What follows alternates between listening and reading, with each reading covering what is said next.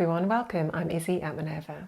Today we're continuing our trouser fitting series, looking at common fit adjustments that you may need to make to your trouser block, depending on how it's fitting you. This is our penultimate fit alteration, and today we're very simply going to look at the fit around the thigh of the trouser. So we are going to look at two alterations. The first one is if we have a full thigh, and obviously then the second one will be if we have a thin thigh. So for both those two scenarios, we're looking at the same area on the block to alter. With the full thigh, we're obviously giving more volume into that area, and with the thin thigh adjustment, we're obviously giving less area and removing volume out of the block. So let's take a look at those two today.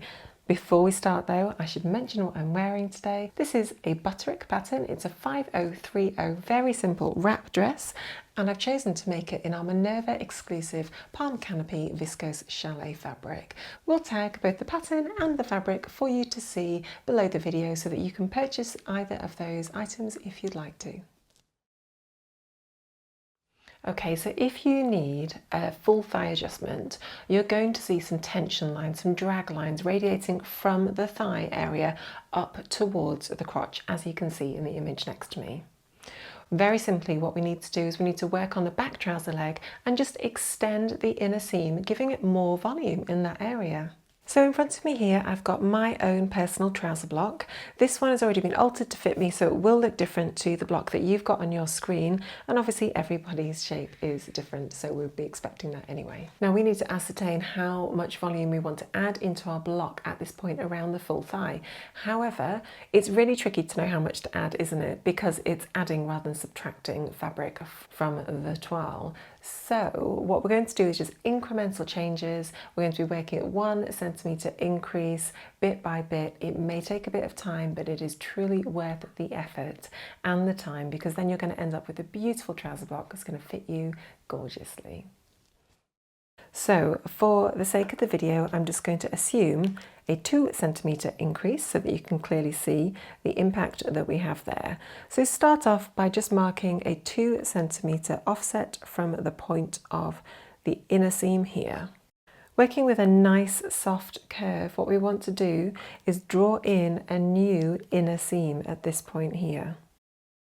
So we want that to connect into a point above the knee and just sort of nicely curve in to the curve you've already got down there.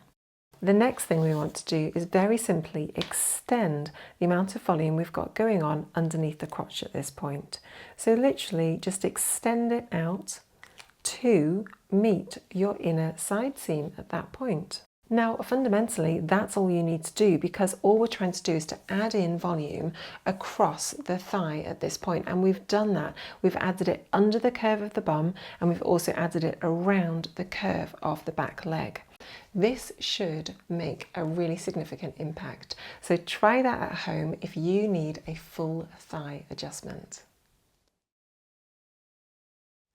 Okay, let's move on to the thin thigh adjustment. You can guess we're going to be working in the same area. What we're going to see here is vertical lines coming down from the seat of the pants around the thigh area and sort of into the inner seam area.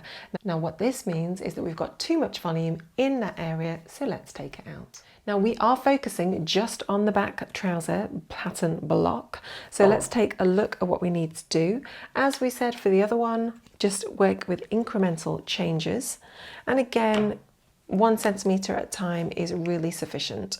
So, but I'm going to assume for now you're taking out 2 centimetres, so mark a point along the top of the crotch line here that is 2 centimetres offset from the inner seam. And then what we want to do is exactly the same as the full thigh. We basically just want to draw in a new line that lines up with the leg of the inner seam there. We are then going to remove and cut out this volume completely, following this new green line as our block line. What that has done is reduce the amount of volume around the thigh here, underneath the seat of the trousers, but it's also reduced the amount of fabric underneath the crotch at the back crotch curve here. All of that just helps to remove all that extra volume that you no longer need.